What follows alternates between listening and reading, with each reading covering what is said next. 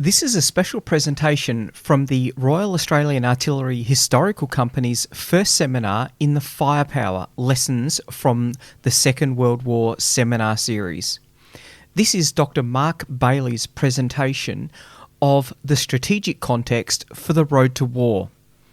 This is followed by our speaker panel with Major General Jason Blaine, DSC, AM, CSC, Head of Land Systems, with Dr. Mark Bailey and Dr. Peter Layton. I'd like to now quickly introduce the very first speaker. First speaker, Dr. Mark Bailey. He joined the Royal Australian Navy in 1979 as a seaman officer, and he served at sea and ashore in a variety of both permanent and naval reserve postings for over 4 decades. But in addition to that, Mark has published a range of different studies, earned his PhD on the way. He's also a fellow at the moment of the Australian Defence Force Academy Naval Studies Group.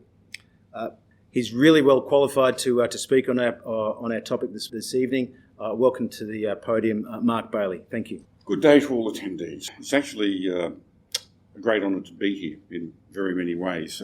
Firstly, because although I have served in both the Navy and have served in the Air Force as well. I'm Navy, Air Force, Navy. I did not serve with the Army. However, I've served with the Army, including Colonel Neil James over there. So I'm a member of the Australian Naval Studies Group at the Defence Force Academy, and I'm also still a reserve officer in the Maritime Trade Operations Branch. As mentioned, I'm the Australian end of the Corbett 100 project, and we've just finished our 4 international conferences, the last one being last December at the École Navale in Brest in France. So I'm a maritime trade protection guy.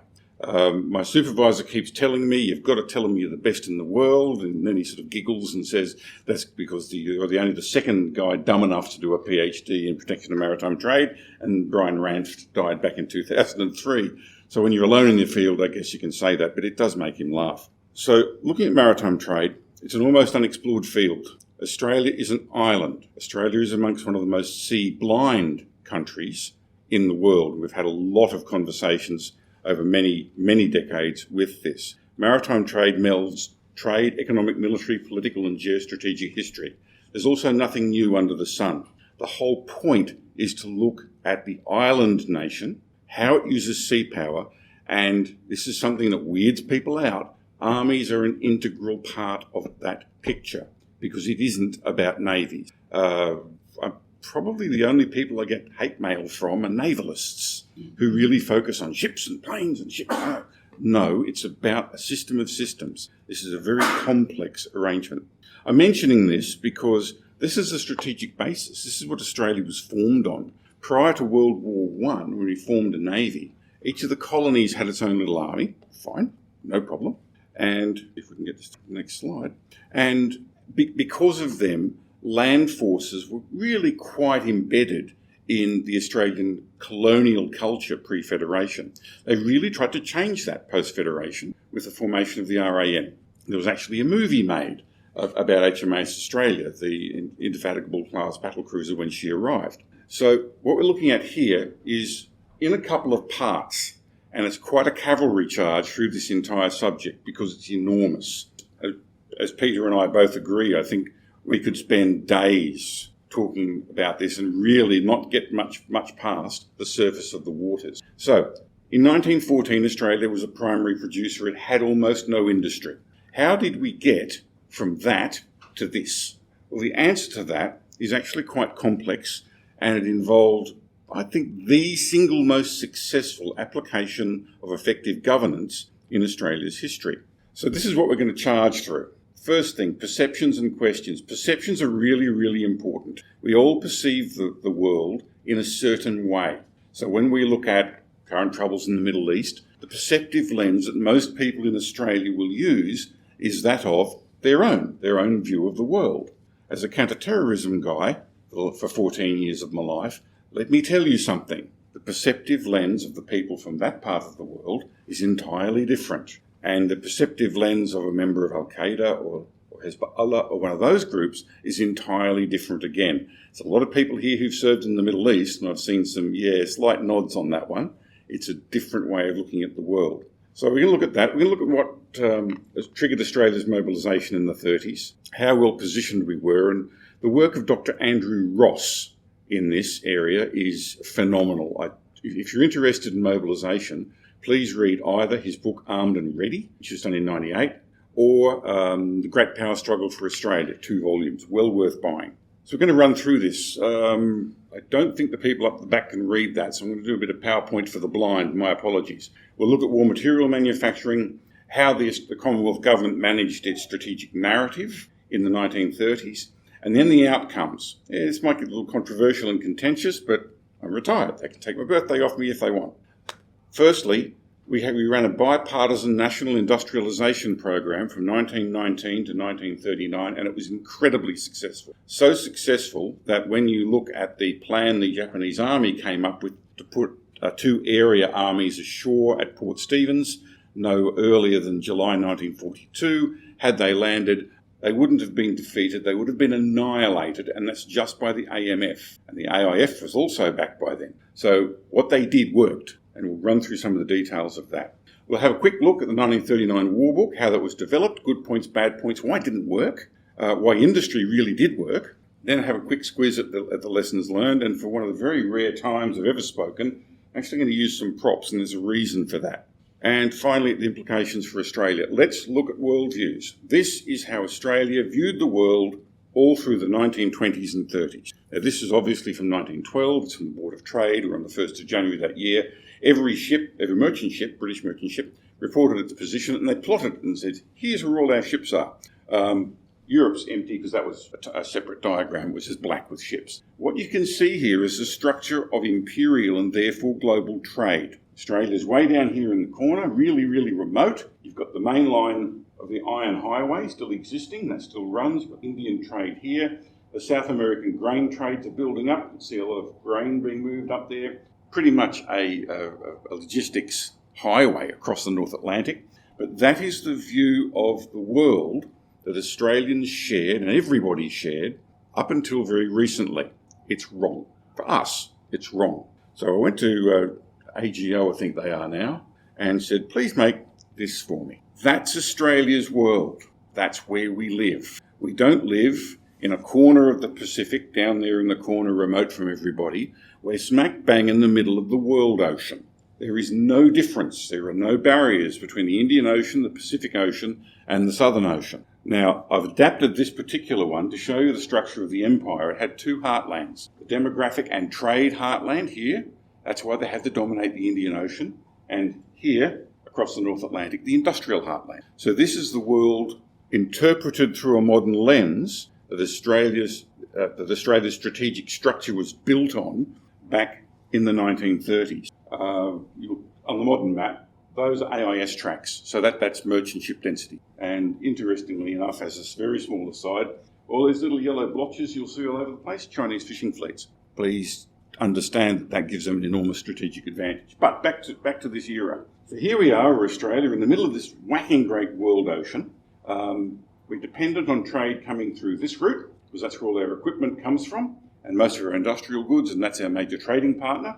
We don't do much trade up here to the north, but we've got a strategic threat developing here, thanks to our good friends, the Americans, who in 1922, as part of the Washington Naval Treaty, part of one of the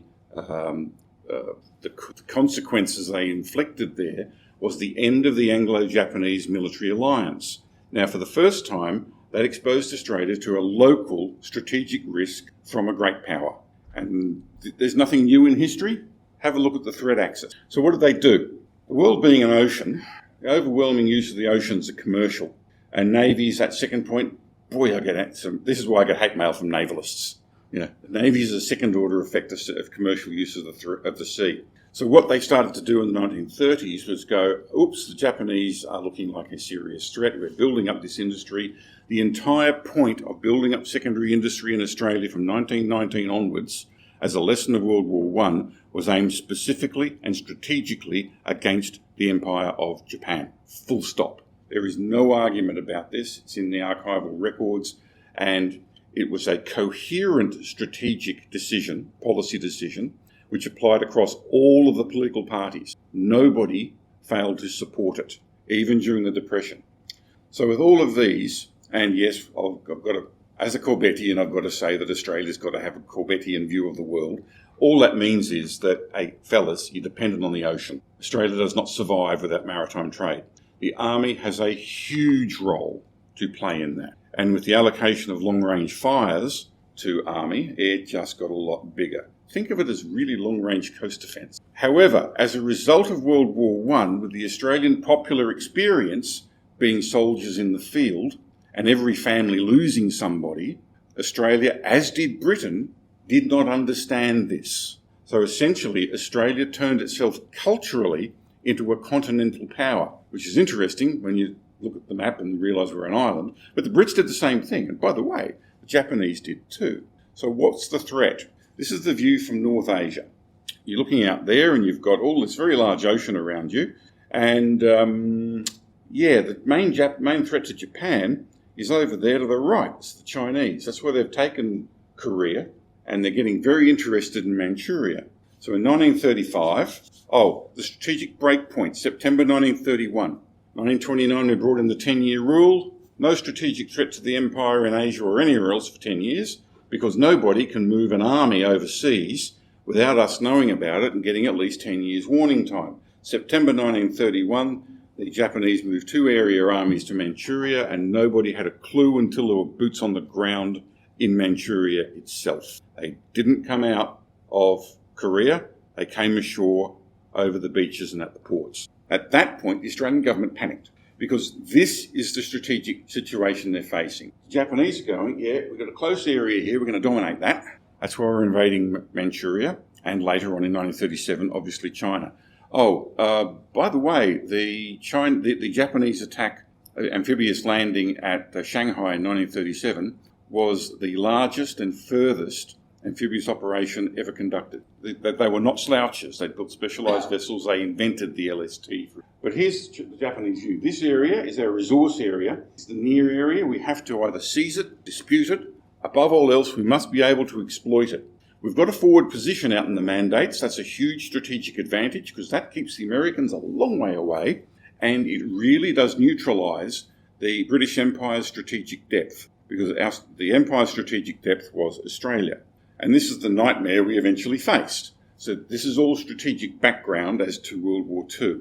They saw this coming. We knew the Japanese were very far from friendly. We got into a trade war with them in 1936, and they beat the living daylights out of us. As in, all Australian trade with Japan was stopped, and we had to scramble to find extra markets. We had to scramble to find extra sources of materials as well. What was supposed to prevent this happen was the Singapore strategy. Now, what was it? Perceptive lenses again. We view the Singapore strategy through the disaster of 1942. That was just the fall of the base. The Singapore strategy succeeded. What was it? It was a global oil fuel bunkering program, because the Royal Navy before World War I depended on coal. They had the world's largest global coaling network. Oops, we're moving to oil. We have to replace it with oil, 14 million tonnes of it. That's very expensive. And Australia's role in that, we had to store about, I think it was 445,000 tonnes of oil. We didn't have a single oil tank in Australia when that policy came out. But what it did do, even though they did lose the base, we did lose Malaya, we did lose 8th Division, what it did do was it returned global mobility to the Royal Navy, which was a one-hemisphere navy with protecting a two-hemisphere empire. Does that sound familiar to what's happening in the world right now? Because it should. Nothing is new under the sun. How exposed was Australia in this circumstance in 1942? Medium to medium high level threat across the north, lots of air raids and things like that. But in all honesty, they were spoiling attacks to stop us from launching counterattacks up to the north. The worst part of it, and the part which really hurt, was the medium-low level threat from Japanese submarine operations, where they ran 2 anti-trade campaigns against the Australian east coast and badly damaged our economy, as in the steel works starts to cut back production of steel because of the 5 dedicated iron ore carriers in the Australian merchant fleet. They sank 3 of them. There were very serious economic impacts from that. All right, the dreaded M word. I can now use it as I no longer work in Navy headquarters. It's a very new thing. The Roman Empire could not mobilise. These were low production societies. The important thing about this particular chart is the war-making capacity. This little blue dotted line here, where it takes off. It only takes off at about 1800. What happened in 1820? The start of the first globalisation. Why did the first globalisation kick off then? Because the British started industrialising about 1750. This enabled the development of high productivity societies. Roman Empire and every other empire out there had about a 2% tops excess of production over what they needed just to keep themselves alive. And that's why 80% of the population of these empires were out there in the fields growing stuff. What percent of the Australian population, and we're the third largest exporter of food on the planet by tonnage, what percentage of the Australian population produces that agricultural excess? How many agricultural workers we got? Down? Yeah, it's about 3%, 2.5% to 3%, depending on how you measure it. But that's never happened before. And that's why you get this massive increase in everything from life expectancy, people not living in extreme poverty, all of that sort of thing. And it all happens as a result of the first and second globalisations. First globalisation ends in August 1914. Second one kicks off around about 1960. Sorry, got to run some maritime trade stuff past you. All right, maritime trade and sea supply. Maritime trade, everyone does it. That's what keeps everyone happy, prosperous, and using imported electronics. There's a part of it called sea supply. I had this discussion with Mick Noonan back when he was Chief of Navy. And he said, I really want you to start writing some stuff on this and start to define what I mean by it, because it's his term, not mine. I just defined it for him. So sea supply is that part of maritime trade without which you lose the war, without which you cannot fight. If it's maintained, you can prosecute a war, and you can't be defeated if you're an island state. If we maintain sea supply onto this continent, then we cannot be invaded, we cannot be defeated. I would point out to you that that's the number one job of responsibility of the ADF and government. If it's disrupted, you can probably prosecute a defensive war.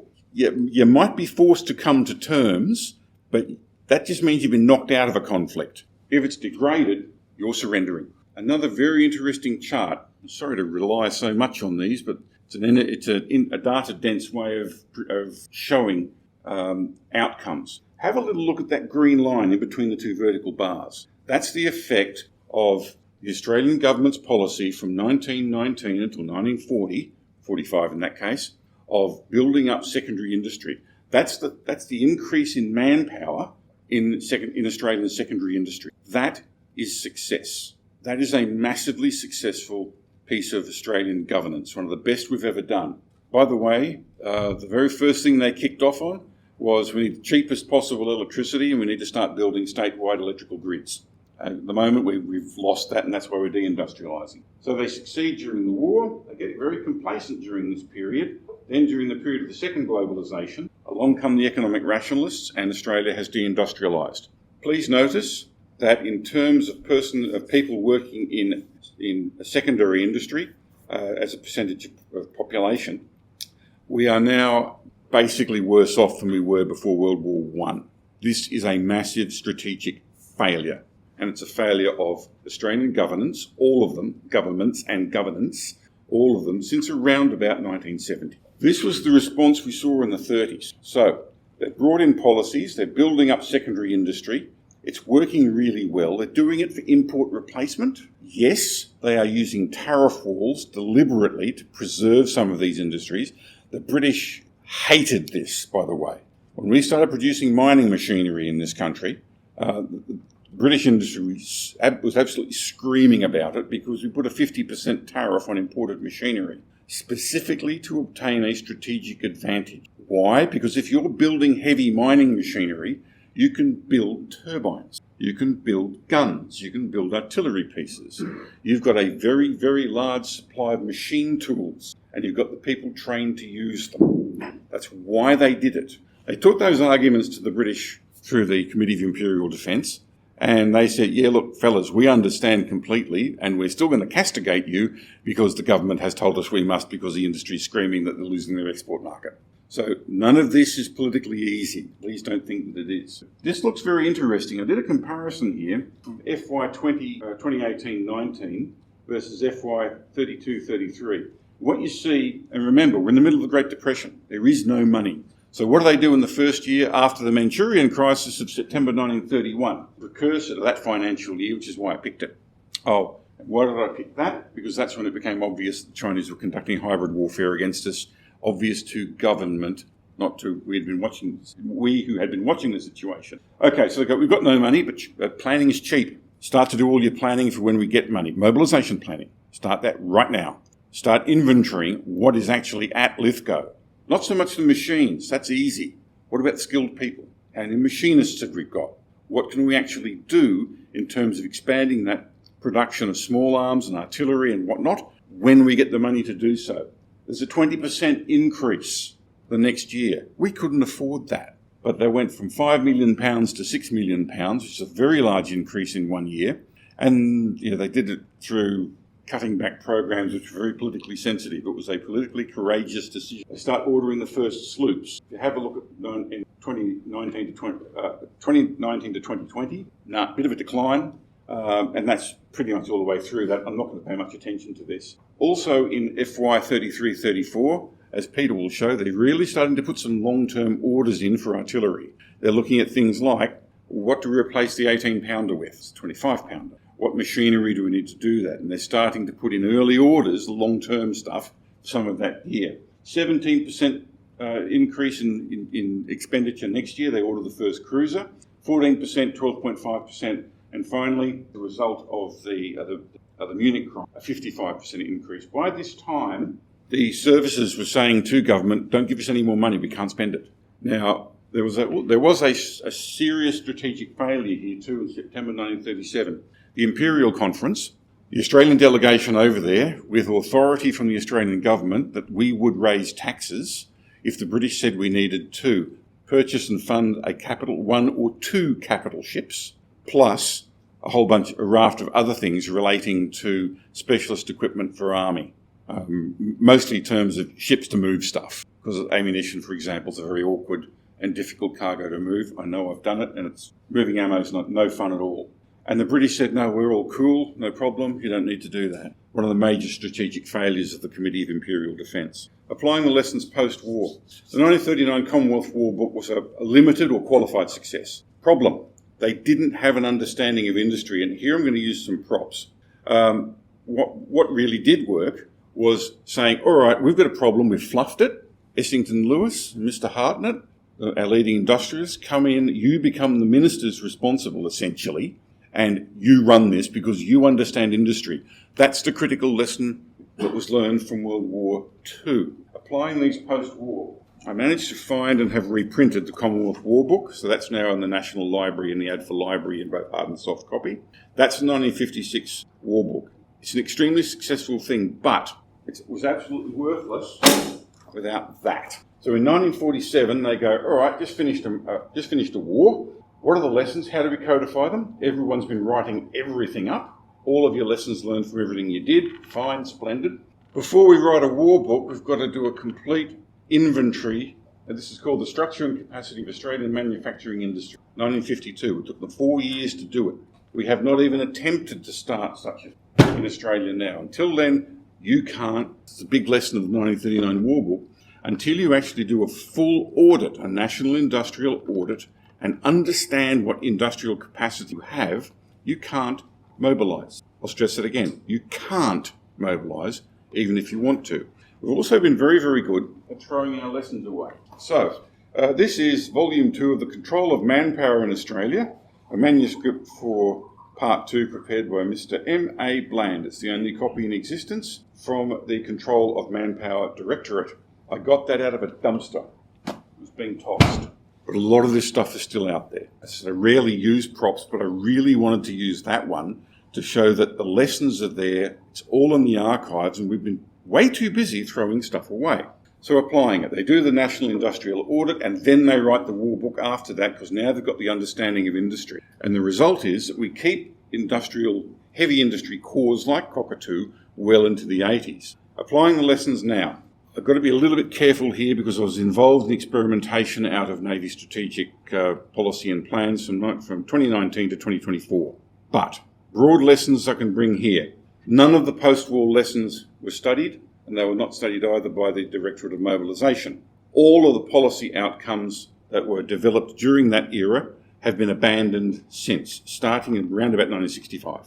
In 2019, Defence started looking at mobilisation and did the one thing that a bunch of us advised them not to, and that was they took it to contractors. The contractors did very well. I haven't seen any actual results from that yet, but maybe someday. There are some very thick reports which I do believe hold open many a door. It's got to be defence-led, it's got to be whole of government. Defence leads to a certain point and then the Department of Industry takes over. End of story. We're not there yet. Conclusion. We still think continentally. I was involved personally in all of the experimentation which have redefined the role of the Army for today. Army's got long-range fires and littoral manoeuvre and is building a fleet of LSTs. And I served on Tobruk. The big ones, they're bigger than her. These are not unimpressive assets, but they are sea power assets. The Army is a sea power force for an island nation. I know what Army's job is going to be as a result of that experimentation, and a big part of it, as with all three services, is making sure that the homeland is secure. But there's other parts of it that are, shall we say, a little more offshore, and I can say that because the contracts for the LSTs were let, I believe, last month, sir. So Army's moving in a very different way now, and all of the lessons are there. Army is now looking, I know from talking with Army headquarters people, at how the US Marine Corps is going to operate in this theatre. The US Marine Corps, interestingly enough, is looking at how the Japanese Imperial Naval Special Naval Landing Force operated in this theatre in 41-42, because that's really interesting and applicable to our strategic opponent. So, the current behaviour of the Chinese Communist Party shows us a couple of things. Firstly, nothing's new under the sun. We've faced this threat before. We've faced this threat on the same threat axis before. Strategically, we have much more depth than we had in 1941. Why? Because the Chinese are not in the mandates. Well, now the Central Pacific nations like the Federated States of Micronesia. But they're trying very, very hard to get there. Very hard indeed. So, with this, basic necessities. Picked this one and I changed this last night. That's the position on the 8th of March 2026 of every tanker carrying crude out of the Gulf. And we've all seen in our pocketbooks the results of a minor disruption of that. Should something much bigger kick off to our north, it will make that look like a tea party. Is on this subject matter expert panel. Major General Jason Blaine, DSC AMCC, is the head of Land Systems Division Defence. Jason has had a distinguished military career spanning over 3 decades and served on multiple overseas operations, including we shared together, and also in an array of both command and staff appointments, including as commander of the 7th Australian Brigade. Jason is also a graduate of the Australian Staff College. He's also a member of the Melbourne Legacy Director here down in Victoria. It's very important. Ladies and gentlemen, I'll pass over to my colleague, James Dealing, who will moderate the... Thanks, Nick. Well, I think we've had two really fascinating presentations today because when you look at the history of the Second World War and Australia's participation in it, you actually look at the end of the process, where it was certainly a lot clunkier than the picture that you were painting. So it's really interesting to dig into how well the actual industrial mobilisation to what actually happened on the battlefield for the soldiers. But sir, did you want to start off with a couple of comments about what you're thinking? Yeah, thanks. Hey, first of all, thanks for the invitation. And when Rob Crawford reached out and Nick to talk about what you were doing here, I was really taken by it because these are really important elements of how we understand ourselves and understanding history, obviously, so that we can prepare ourselves for the task that we do have now. And I say that because this Corps particularly, and what the Royal Australian Artillery are going through, is the most profound change, I think, across our Army's history, and indeed across the corps that I have served with. What we see today in the regiments of the Royal Australian Artillery are very different to only 2 or 3 years ago. And some of the photos you would have seen on the slides of that is demonstrated through things like long-range fires, as Mark talked about. Not just long-range fires, but land-based maritime strike in those long-range fires, where the Australian Army is in the long-range missile age, being able to reach out and deny adversaries at distance. I was present last year when we fired in Australia for the first time a PRISM missile out of a HIMARS north of 300 kilometres onto a target at pinpoint accuracy. A live shot warhead. Very interesting that we were planning to do that, ensuring that we had everything in place, because the Americans hadn't done many of those shoots as well. And my great friends within the artillery were obviously instrumental in that activity, particularly the CO of the regiment when he yelled out splash while we were watching the screen at Mount Bundy, having seen the missile go to Bradshaw, a long way away. Splash for me as an infantryman is like 3 to 4 seconds max. Actually, it was like 30 seconds. And you can imagine we were all a bit worried that we had not seen the missile. It had gone somewhere else. But it was dead on target, that PRISM missile. You look at what's coming in now just down the road at Avalon with the Hanwha facility, the HACE, building the AS-9 self-propelled howitzer. First of those being delivered as we speak, the first 3 of those built in Australia.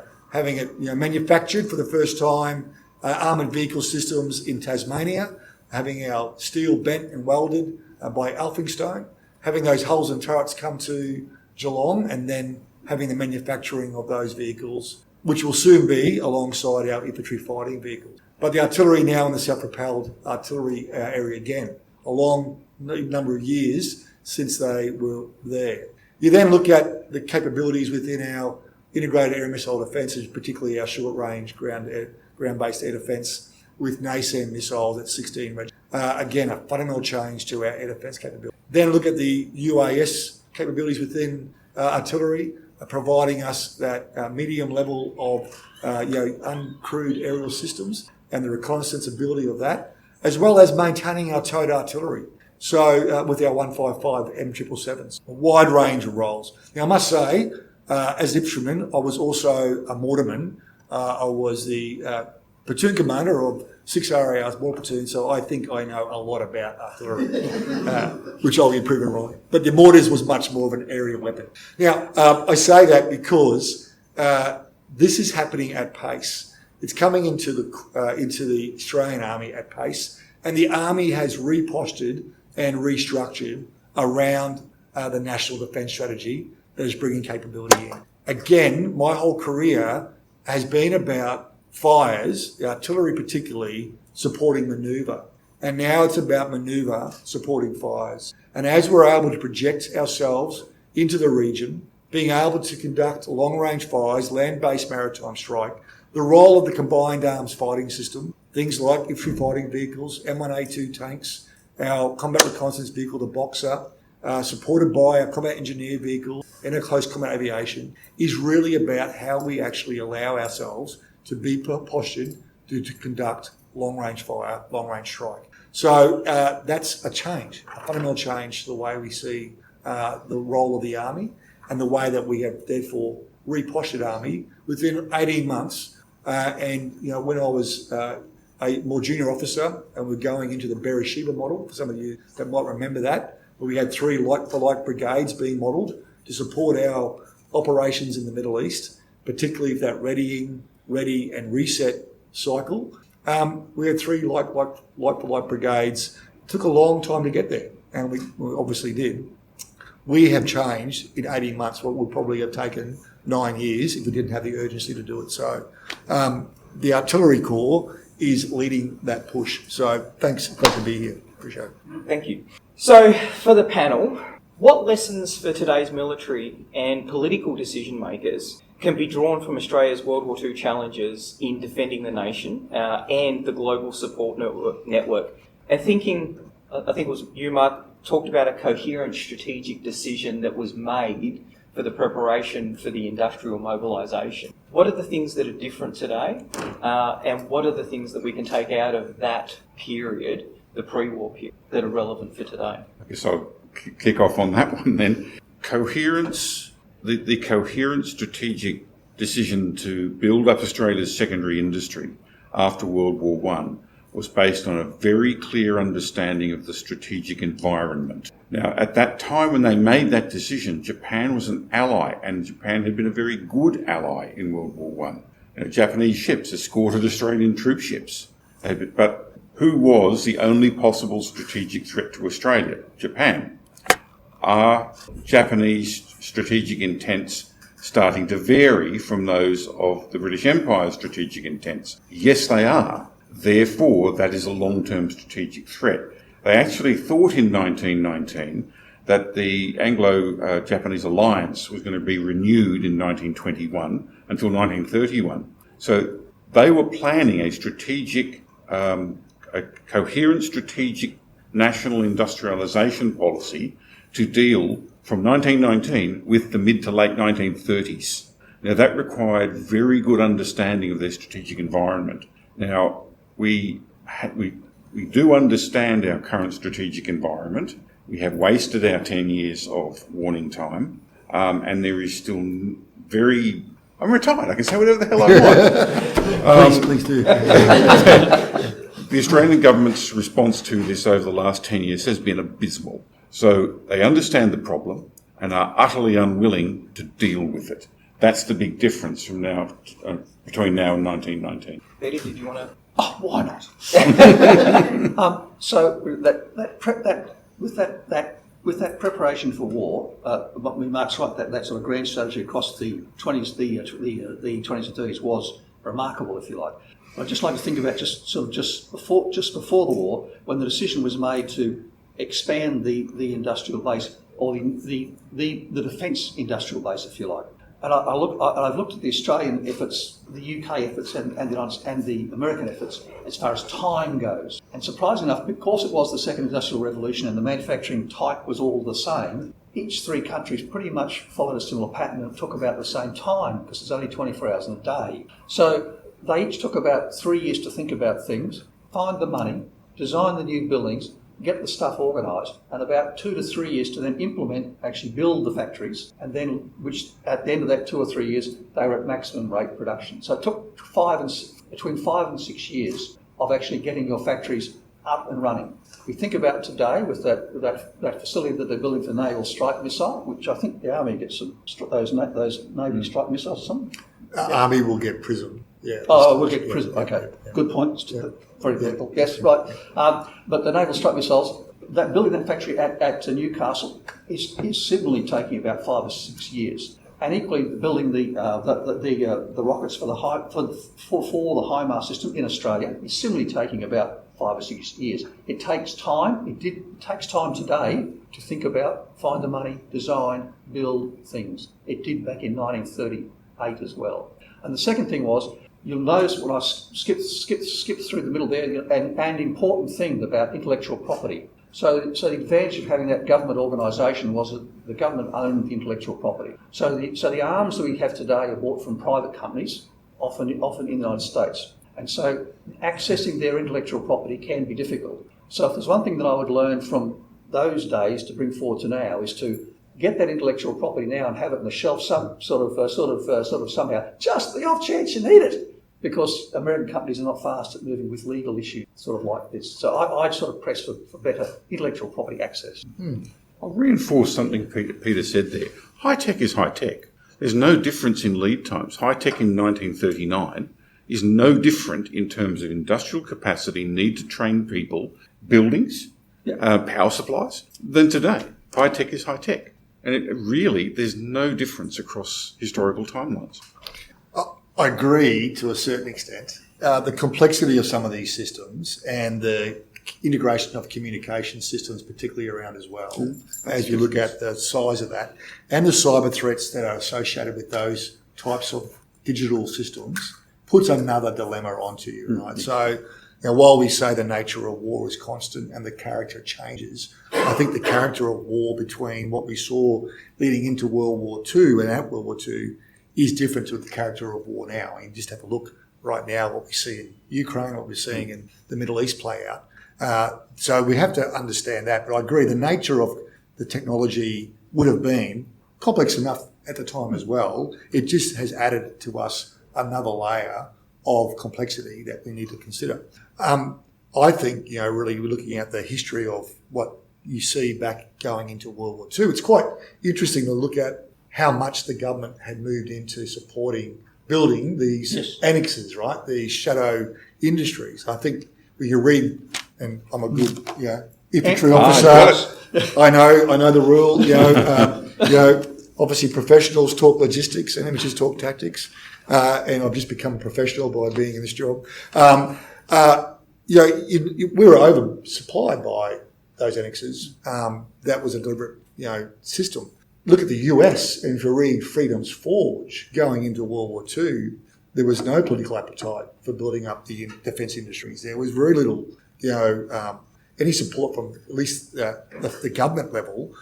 It was all done by industrialists who were willing to take risk and were able to look ahead and see where the world may be going, and then stepping into that space by and being able to pivot industry. And I think that's probably the critical thing is we look now at our landscape and understand what are the industries that we do have. And it's a good point, I think, maybe you raised it, Mark and Peter, but understanding what the industrial base looks like. And the National Support Division, that's created within Defence has a role to do that, to understand what we can do from a sovereign perspective, what we need from a sort of a assurance in a overseas perspective. But understanding what you can pivot to is really critical, and that's what was the US success. They were able to pivot a lot of their industries to war fighting. I also now look at, and it might go to your next question a little bit, but I haven't jumped ahead. But what do we know in regard to a strategy? I grew up in an army, like many of you in this room, where we were really an army to do a broad range of tasks. Right, we had to do everything from humanitarian disaster relief through to peacekeeping operations through to high-end war fighting. So, we definitely were a force that was trying to be jack of all trades. This is now based on the National Defence Strategy with an investment program that is aligned to it, is about being a focused force. And for the Army, it goes back to my opening monologue about what we are doing in regards to our ability to conduct littoral manoeuvre to support that long-range fire effect. Being a focused force at times is good because it really drives where the investment priorities go. And interesting, in your presentation, Army didn't know how to spend their money, right? Imagine those days. Didn't know where to spend its money. But, we have been very much clear-eyed about where the priority goes. I think there's a bit of strength in that. I think that's what you've got to do when you're actually making sure every dollar counts. So you, Peter, mentioned briefly the issues with the engines for the Beaufort bombers, which came about because we didn't use the Commonwealth Aircraft Corporation. We got the railway sheds to do that, and they were used to building locomotives, and the tolerances were a lot finer for an aircraft engine. Who would have thought? But that was what created a lot of the issues that we had there. So, sir, I agree with you. We've got a lot of integrated circuits. There's the communications component. What are the challenges going to be moving forward that are going to be new, given the fact that a lot of we're aiming for sovereign manufacturing capability, which means sovereign availability of the raw materials. We need the ability of the skills of the people who are going to do that, and those skill sets don't come quickly. And the complexity of the platforms that we're putting together. An aircraft, and I think in some respects, an aircraft it was incredibly complex for Australian manufacturing to do back then. But it kind of feels like it's an order of magnitude more than it is today, with the complexity of what it is that we're trying to manufacture. Look, it's a supply chain issue. We are in a global market that is trying to access, everybody's trying to access the same scarce resources at times. Obviously, a room full of artillery officers, you probably all got BMWs because, that's how much you get paid. But remember back in COVID, right, when we ran out of chips and BMWs were being produced without, head-up displays, there was issues about the length of time to get a vehicle in. I remember speaking to my German colleagues when I got into this job, and BMW itself went and bought as many washing machines as they could just to take the chips out so they could actually utilise that in their vehicles. We are in a market where we are trying to compete for those resources as well. So that's a risk, but it's also opportunity. The fact is that a global supply chain is also about global production. Hanwha is building armoured fighting vehicles here in Australia. First time they've moved off the Korean Peninsula to do such an activity because they want depth in their global supply chain. We're building Boxer combat reconnaissance vehicles in Australia for the German army, so to export them back to Germany, again, utilising the global supply chain. So that's a part of it, right? I think it's about how you then assure those global supply chains, which is the critical thing. What is a sovereign capability requirement? How do you assure you've got what you need to maintain the capabilities that you're actually building? We haven't built vehicles for a while, right? We've now got sort of lots of their expertise, but this town alone, the number of people employed in my division who were in Ford and bringing that technology, that design, engineering design, skills into what we're doing today in armoured fighting vehicles is absolutely apparent, right? We've got that skill set still there. So we're producing vehicles in Bendigo, producing vehicles here in Geelong and up in Brisbane. We've got to continue looking at how we can support that, maintain that. And that's why we are so focused on, in our defence industry development strategy, the DIDS, if I could mention that to you, the DIDS is aligned to our investment program, but it's how we go after sovereign industry priorities. What are the priority areas? The one that I'm responsible with Owen, who's here from Owen runs our long-range fires program, so that's why HIMARS can fire prisoners, because of Owen and his team. We are focused on the land combined arms fighting system. That is obviously shaped towards the littoral manoeuvre. We've got to look at export opportunities so we can continue getting scale. And it's all about scale. You need to get numbers to make it for industry, ability to lower price, increase workforce, and maintain scale. So that's a challenge, right? You've got to continue looking at opportunities to support industry in that regard. I think overall, it's about understanding the market, having market intelligence, having really good understanding about what areas you could pivot, what areas you've got adjacencies on. So where a manufacturer can do other area work now, but you can move them to uplifting their production. We still have a Lithgow small arms capability here. Obviously, TELUS own the Lithgow factory where we produce our small arms, particularly our F-88s and our F-90s, plus other weapon systems.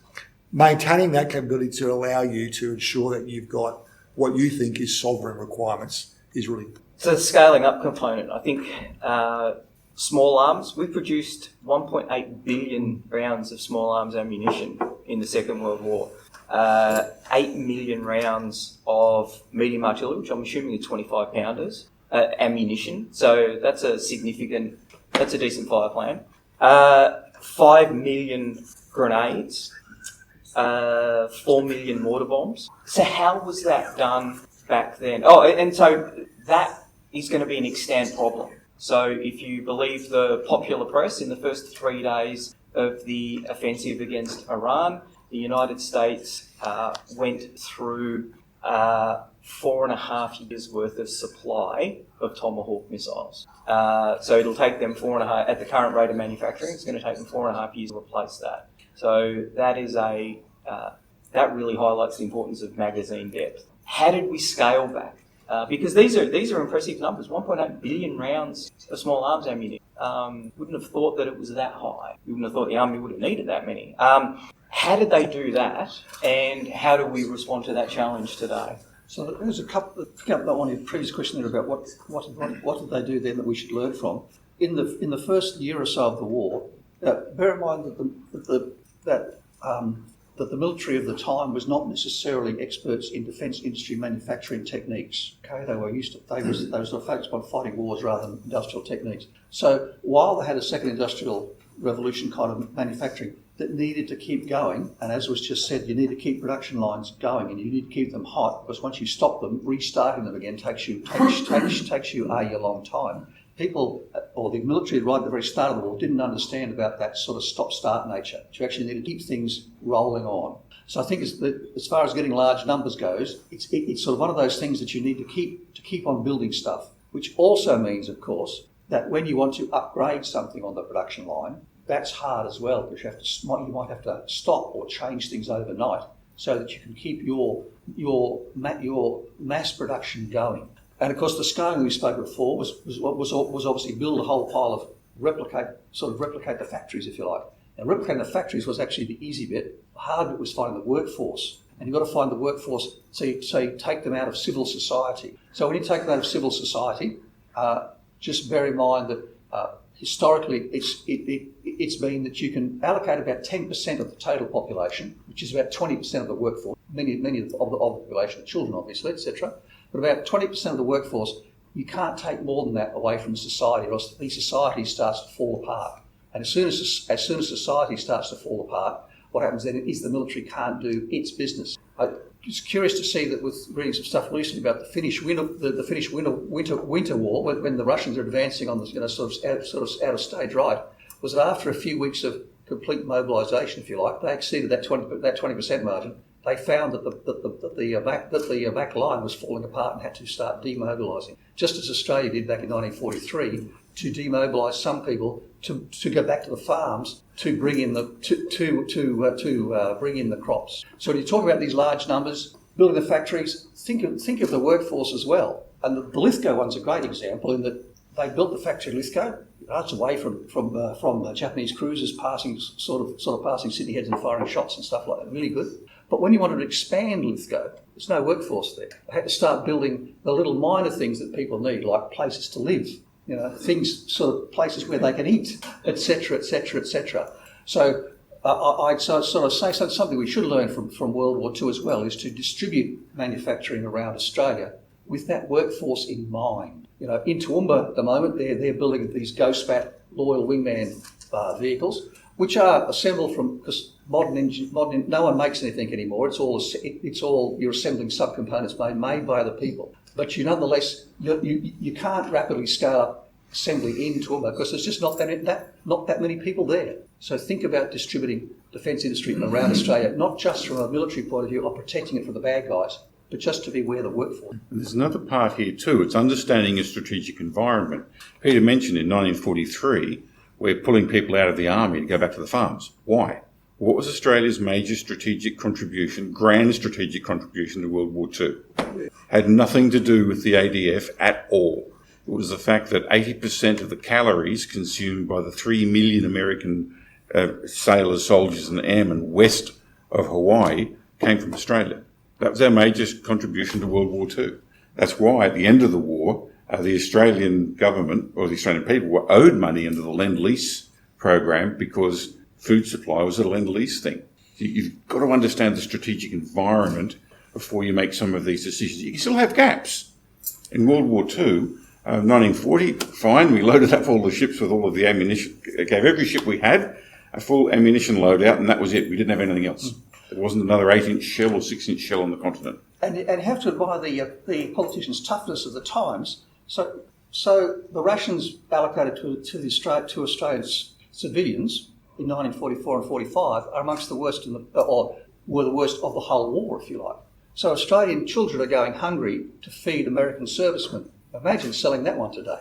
The other thing you have to sell, by the way, is that in the event of a major regional conflict today, the Australian population overall will lose at least 1/3 of its standard of living. We lost that in World War I, we lost that in World War II, and there has to be strategic messaging from government that, fellas, if this happens and people, your current standard of living is probably half of what you've currently got, and you're going to have to grin and bear it. That model you talk about in Australia, I think, is a very prime opportunity for this in regard to how you distribute manufacturing and build up a base. I was fortunate to go across to the US last year and see a few of these areas where they actually are building and manufacturing missiles, HIMARS, tanks. They do those in places that are quite remote. Now, Camden in Kansas is where they build, Arkansas, is where they build the HIMARS vehicles and they produce missiles.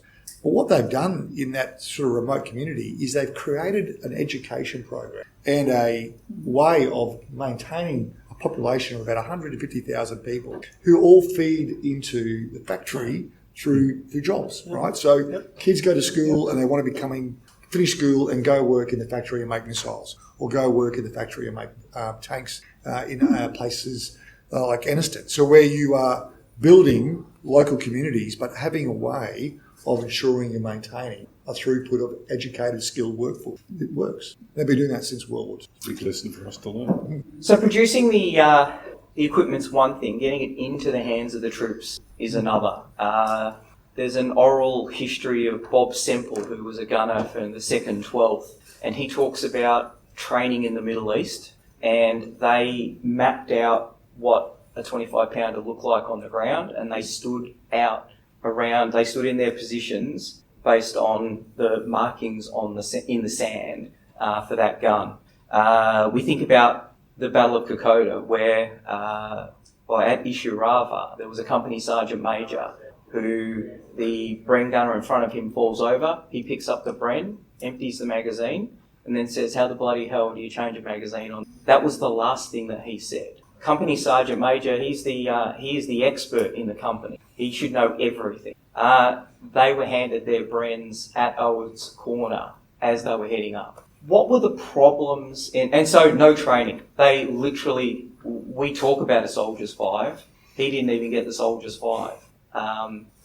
What were the problems why were we in RAAF 75 Squadron with the P-40s? They got those P-40s, which were the Tomahawks, which were also called Kitty Hawks. Oh, sorry, Kitty Hawks, yes. But the Tomorrow Hawks or the Never Hawks, because they seem to take a very long time to appear. What were the hold-ups in ensuring that we were ready to arm and train our soldiers and pilots? Oh, mate. Sorry. Well, I mean, certainly from the aircraft point of view, of course, it was simply that it was very difficult to buy aeroplanes. Now, bear in mind, before the Japanese attacked, most American support went to the UK. Naturally, there's very little for Australia because there was not a particular need for Australia. Now, that 1939 period until late 1941 was very fortunate for Australia from an industrial mobilisation and an army mobilisation sort of point of view, because of course it did give people time to be trained. But it also meant, of course, that people were training on equipment that had not yet arrived, which is probably what would happen in the real world as well. You know, if you want to expand a force, it's going to be pretty hard to give everybody equipment all at the same time. So I will now divert from this completely to make an observation about the future, because someone made it to me yesterday, and so it was hard to get. There were issues about supply. Trains were short. There was a whole pile of issues, I suppose, as that. But I was reminded yesterday that in Ukraine, which operates a completely different equipment supply system to us, if you like, each division or so, often a brigade, has its own line into various factories and various organisations, and they can literally, it's like an Amazon, if you like. You place an order for what you particularly like, and they'll build you a drone based on the order that you want, for example. But you can place the order for the kind of military equipment you want and get it delivered next week or so. So they've got a very strong linkage between the front line and the back line. Now Australia has the tyranny of distance, so that linkage is much more difficult to do. But in the modern world of connectivity and complexity, those are the kind of things that can actually help us and help push stuff forward before before, say, the front line has to order something that then goes back, that is then processed, that gets funded, that all that sort of stuff that goes on before it's actually pushed forward. For the 6 months involved doing that nonsense, you can actually have the frontline units, if you like, requesting stuff direct from the manufacturer. It's a concept in the Anglo-Saxon world. We have a lot of trouble with that one, but it's certainly a concept that works for them, and it's probably worthwhile looking at. I just wonder though, James, is it be any different? I mean, even in our experience of recent conflict, the Middle East, Afghanistan particularly, there's an action, reaction, counteraction with the enemy all the time. So you're learning in war as well. And the best example of that is the counter ID fight, right? When we were obviously at all times trying to, with a very agile enemy who continued changing the way they would employ an IED, you were countering it. So introducing ECM, introducing jamming capabilities, changing the way you conduct patrolling, changing the way you might manoeuvre elements with with OPs and oversight, the way you might conduct even basic drills with how you employ your combat engineers. That's always, I think, a cycle of conflict. And I know at Kokoda, for example, we were really outgunned. We were outranged by the Japanese. We didn't have the range with some of our machine guns. Like they're getting Vickers up there, etc. So I think it's not unusual, and Ukraine's a great example of that. The way that war has moved, and what now a drone operator can do just by learning on the battlefield and introducing that technology, I think it's actually going to be constant. That is the sort of nature of war. That is constant in that regard. And to reinforce that point, none of this is really new. We've had other examples in different scales entirely to this, but one of the reports I managed to salvage was the report of the Department of Defence 1914 to 1918, never completed, as the poor fellow who was writing it said, I need to go to France to look at the logistics supply to the AIF there, and he had an unfortunate encounter with a 5.9-inch shell. But that particular report stresses a number of things, and one of the major things I got out of reading it was that train to the circumstances you need and don't overtrain. And Navy has been really bad at this. You want a leading seaman, you train him to that standard. But there are entire mission sets which Navy will have to do in war, but not now, which do not require very much training. For example, putting boom defences across our ports so that unguided underwater drones don't come in and blow the living daylights out of major pieces of critical infrastructure. So it's a very complex issue. I'd say it's wickedly complex because at the same time you've got to train an Aegis operator for an Aegis-capable ship doing cooperative engagement, and that's really tough. And also, of course, an infantryman today is very different training burden to an infantryman from World War I or World War II or Korea or Vietnam. It wasn't the first parachute jump by the artillery without any parachute training. Is that right? Absolutely. Yeah. Right. Into NADZAP. NADZAP, correct. Indeed. Yeah. Worked. That's called learning on the job, isn't it? Yeah. But that was the best model I'm now looking at. Neil's not giving me a really good look at that. Yeah, that's right. Yeah. So, Peter, you talked about the three courses of action that were that Australia may need to respond to. So, localised raiding. Yes. Yep. So the third one was fielding an army of 200,000 men, 5 infantry and 2 cavalry divisions to meet a major invasion. I think it's really interesting to reflect on the fact that the permanent military force was about 3,000 in 1938, 80,000 militia. Army actually mobilised to 730,000 soldiers, and 400,000 of those served overseas. What are some of the tips on how to do that? Because that's an incredible feat when you think about that. And that critically, that's off a population of just 7 million. Yeah, so I said before about the maximum number that a society can generate, if you like, about that sort of 20% of the workforce and things there. And it's interesting that during World War One, that generally speaking, in World War I there was no conscription, so it was volunteers only per se. But a different world. And most country towns and communities, they were happy enough if they lost a third of the able-bodied men to the front line, no more than about a third. 2/3 had to stay behind. They felt that third was doing was doing their bit, if you like. So in sort of any society, there'll be a limit about how many people that you can actually conscript, mobilise. And I think one of the things that they actually did right at the very first, just before the war, bear in mind, the census wasn't particularly good in those days either. So in 1939, very early, the Department of Defence and various organisations ran a census of Australian males. You had to go to the post office and fill out a detailed form about what you did, what your health was, good, bad or indifferent. Most people chose good. Most people did the census, most being 95%, etc. So it was a fairly accurate thing. Now, that lot of filing cabinet files, if you like, allowed the allocation of your workforce. At that stage, it was all, they were just thinking males, of course. By 1942, they're thinking about why didn't we do this for the women as well, and they had to do one then for females as well. But that allocation of the workforce is important here to get huge numbers like that. You can't have just anybody join up, because especially today, many of our contractors, they're actually the key maintainers supporting the Navy, Army and Air Force. They can't join up for a starter. Many of our reservists are medical professionals running hospitals and things. They can't all vanish off for sort of 5 years because the civilians still expect medical care. And there's a whole lot of occupations like that. So I think that doing that census just before the war was actually a very clever move, so they understood what the workforce was out there, literally down to the individual level. Imagine the job of cataloguing about 1 million returns of these little cards. And Universal military. for 6 weeks training in the militia, etc.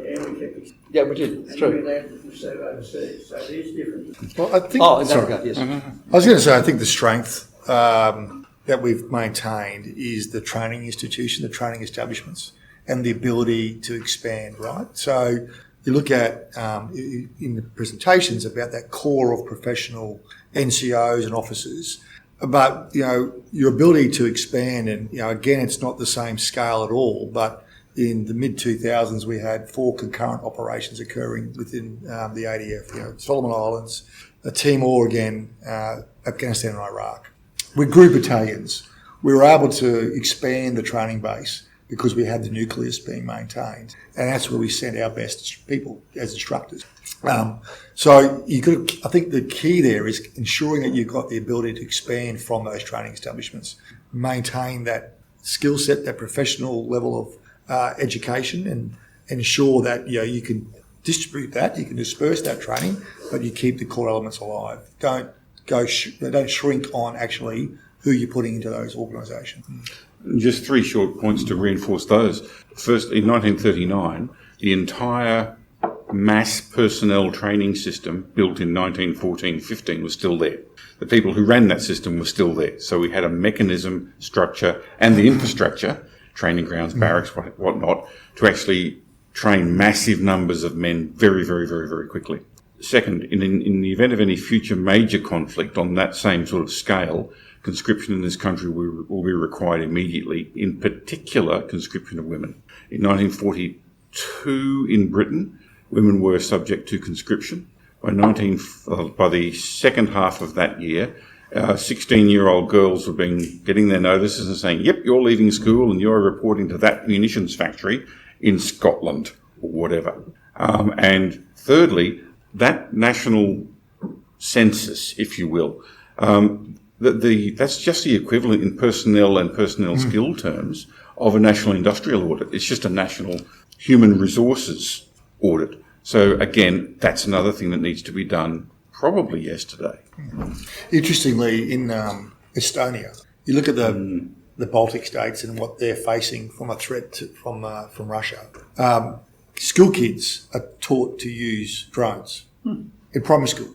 Now, it's couched on, it's not couched on warfighting, but that's exactly what it is. It's about training a nation who's quite small with a very big threat. How do you actually maximise the population you have? And that training begins very early. So you've got very proficient kids learning how to fly these things, if they ever needed to, in an operational sense. Yeah. Interesting. We're nearly at the end of the panel discussion, but I'll throw it open to questions from the floor. But yes, Nick. Nick, there's a microphone over there. I know, but this is for the... Okay. Okay, I've enjoyed this, Australia. By February 1942, we were spending more on our defence even annually. Right? I think the height of GDP spending on defence during the war was about 43. We learned lots and lots of lessons, and we forgot them pretty soon after the war. And from the mid-1980s, we got a lot of them in the Department of Defence. When we were all young people in the department, the department had 22,000 people working as late as the late 90s, and they all got privatised, some success, some not. My key question is it's all very good, and I agree with nearly everything all the speakers have said, but why do we keep forgetting? I'll propose something to you, and I'd be interested in a comment about two speakers. Most of these problems emerged after the Tang reforms in 1970. There's a lot of good stuff in Tang and a lot of very bad stuff, but one of the worst stuff was that instead of having a Department of Supply and 3 service departments, each with a minister and a minister, we ended up with a structure with one minister, occasionally you get a few more, trying to run a structure. But the real problem is they're a customer for advice from the department, whereas from World War II until the Tang reforms, each of the Department of Supply and each of the services run by a statutory board. In the Navy, the minister chaired the board, and they were involved right from the start. So from the moment you start talking about developing a capability or developing the industry to support it, the ministers were involved because they had to be. and they're involved right from the start. John Gordon, for example, a very poor Minister of Defence, was regarded in the country's history. The problem you've got now, though, is we've got a ministerial supervision structure from the minister down that causes all these things to be forgotten. And, Mark talked about Essington Lewis being given enormous powers. Part of that survived in the Department of Supply very late in the day, and we threw it away. Now, I'd be interested in your views on whether the reason we keep forgetting all these things and we keep making the same mistakes is because our overall structure of running how we think it, we task it, and how we plan it is no longer run by ministers. It's run by huge bureaucratic machines in both the government and private industry. And that's why we keep making the same mistake over and over again, except next time it's going to be a lot more serious. Why aren't the ministers? I'll jump into that one first. Why isn't Parliament and the ministers in control anymore? And is that cause of problem? Okay, it is a cause of the problem. This is one of these complex problems. There's some really good work been done in ADFA over the last 20 years on a thing called the problems of times of deep peace. Because when you're in a time of deep peace, you have no threat. When you have no threat, you don't really have to do your job because it's not going to have any consequences at the political level. So that's a major driver of the Tang reforms, for example, because by that time, we're in times of deep peace. What's the threat from the USSR to Australia in that era? Negligible. So we can now start to play political games and improve all that bureaucratic stuff. Secondly, we seem to forget constantly that working by committees is never a good idea because the definition of a committee is a life form with 6 or more legs and no brain. And I've worked enough with the senior defence committees to see how things just get glued all the time and there's just no progress, or it's way too slow, it's way too glacial. Another thing is risk aversion. We work in an extremely risk-averse society. We didn't used to be like this. Yes. Now all of those things have been institutionalised within a bureaucratic structure, and a bureaucracy's main aim in life is its own self-perpetuation, even if it doesn't produce anything. So it's a complex series of problems, a bit of a Gordian knot, and I have no idea how to untie a Gordian knot. To my knowledge, there is only one proven way of meeting the issue of a Gordian knot, and that's with Alexander's sword, and cutting the damn thing. And I'd point to some countries which have done that, in particular, for example, Argentina. Yeah, it's probably just that Australians have developed this particular form to an art form, So we're clearly world leaders in procrastination. However, a bit more seriously. So it is interesting reading Andrew Ross that. So in the interwar period, we had this very strong munitions supply board here, and the 3 services and 3 services reported to their individual ministers, and MSP reported to the Minister of Defence as well, the two ministers as well. But Shedden, what was Shedden's first name? Frederick. So Frederick Shedden goes overseas to the Imperial War, to the Staff College, and learns all about the British system. He comes back and he convinces the minister of the day in early 1939, and the services were supporting him, that this large munition supply organisation should be broken up, and the services should have their own supply organisation within themselves. And Shedden's ambition was the Department of Defence that had just been created was to coordinate everything. And he was focused upon coordination of policy rather than actually doing anything. And that was a particular problem because there were lots of committees formed and they all spoke amongst each other. But he was fascinated by policy, not by implementation. And of course, later we get to the neoliberal world of the 1990s, where that's actually considered the norm, policy implementation being separated. But what broke it there was that the war starts, and I mentioned that business about the orders and sort of all this sort of stuff like that, and the furor that went on. And basically nothing was done between September and the fall of France. And the fall of France is Dunkirk and losing most of the British Army equipment. The Battle of Britain, things are looking a bit grim here. And the fall of France actually motivates Menzies to cut the Gordian knot. And he appoints Essington Lewis and recreates effectively the munition supply board.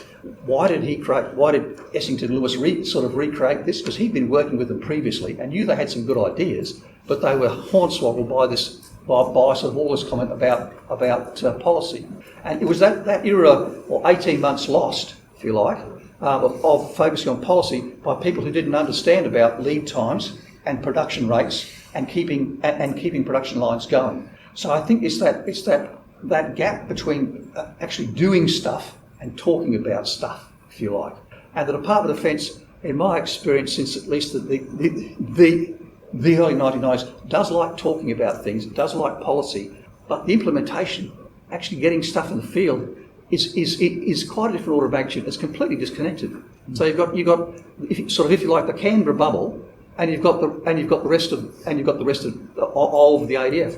And from my experience, the rest of the ADF's having a jolly nice time. They're having lots of fun flying aircraft and driving ships and wandering around tanks. But it's quite divorced from the people in Canberra. So I agree with you. It's good in not time. It's the fall of France time. This needs to be streamlined. The 19 3-stars.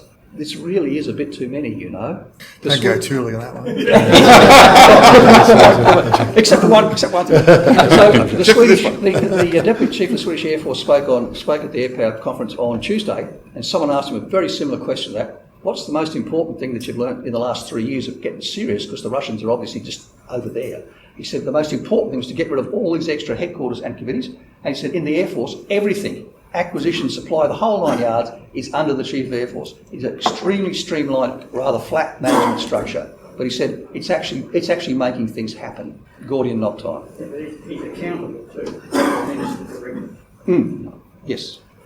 My name's Andrew Phelan. I'm a Chinese background. I've been speaking in the media publicly about what I call the China challenge. My question to you, gentlemen, is how important do you think that this becomes a national conversation around the dinner table, in pubs, at work, and so on? And I use the example of a year ago we had a planned flotilla circumnavigate our country, seemed to catch the Prime Minister flat-footed. It was very awkward. Around Christmas time, the Defence Minister identified a similar planned group off the Philippines, and it emerged last month in Senate estimates where Admiral Hammond was asked about this, that they came within 6 or 7 nautical miles of our exclusive economic zone. That was not made public. What is your take on that, and how important do you think it is that this become a national conversation? Over to you, Mark. I think it's absolutely critical. Take a look at history, take a look at where we were in the 1930s, where the strategic threat was. It's from the same general geographic location, it's on the same axis, it's a bit further away, but it's actually far deeper. One of my favourite little games when presenting at conferences, especially overseas, is to spot the Uniting Front people there. And how many suborned, if there's 6 Chinese academics, there'll be 6 suborned academics. You know that's not their fault, they don't have a choice, and there's one Uniting Front guy, and I always bait them, and they respond very predictably. So that's the degree of penetration. And we've got to look at that. If you take a look, and I'll mention it in the next address I give, Ross Babbage's excellent 2 volumes from 2019 on Chinese hybrid warfare. We have been under attack, deliberate formal attack from the People's Republic of China for 30 years. It's about time we recognised it. And I don't mean military attack. I'll go through what hybrid warfare is in that presentation for those who stay here. But the last little tiny bit is the kinetic bit where you're shooting at people. 95% of it is influence. It's cultural operations. I've worked out in the Pacific with the federal police as the degree of takeover there, which the Chinese government works hand in glove with Chinese transnational organised crime to take over the economies of the island states. Just for the record, Mark, I'm the sole Australian to be arrested in his own home and assaulted by public commentary on. Oh, okay. I'm not. That's rather a dubious sort of claim to honour. It really is. Maybe I'm about to become the second. But yeah, it does need to become a very common topic of conversation because we face a major strategic threat. End of story. I suppose you also have to bear in mind, Australia's never fought, if you like, a great power by itself. It's always been with an ally. And nations normally, middle powers like Australia normally don't fight great power nations and survive. Ukraine's a bit of an exception here. It's historically fascinating. So it sort of while it's a threat and that's all good, we sort of do need to be sort of cognizant of our own abilities, if you like. But I think that you're right. It is up to the government to mobilise the population in that particular regard. But of course, the government, this government, last government, previous government, or name sort of every government back for the last sort of 40 years, or last 30 years, is aware that China is important to many Australians from a financial point of view. You know, and the iron ore magnates of Western Australia would be very disappointed at us having this conversation. So the government has to do, the government of whichever party of whichever day has to do a balancing act between, if you like, that hybrid war, Great War. The Great War brings up our American security alliance and the financial interdependence between us and the Chinese, and it's a balancing act. And at the moment, of course, there are some concerns by some people about this other side over here, about the US alliance as well. So we don't want to burn our bridges here. If the future could turn out well, but the future may not turn out well. So we need to be careful and hedge and have a few capabilities here, whereby we can still keep the farm, if you like. We don't want to lose Australia. So I think it's a difficult balance. It's a difficult balancing at the present time. But I agree that the government has to, if you like, lead the conversation. At the moment, it's clearly not interested in doing that, it's hiding probably both from the Chinese and from the other side as well. Could I make one little final tiny comment there? Welcome to the strategic structure, shape and environment of the 1880s. We've been here before. Excellent. Well, thank you very much, gentlemen, for the great discussion. We covered. I think we're out of time for questions. We are. Yep. Ladies and gentlemen, thank you very much. Can I ask you all to join with me in thanking Mark Bailey, Jason Blaine and Peter Layton, steered by James, for a really, really impressive plenary session that rounded off. After this, there will be a short break. The bar will be open, snacks will be served, and for those who would like to stay, we're starting. Please can you do who those. But can you join with me now in closing the seminar and thanking everybody.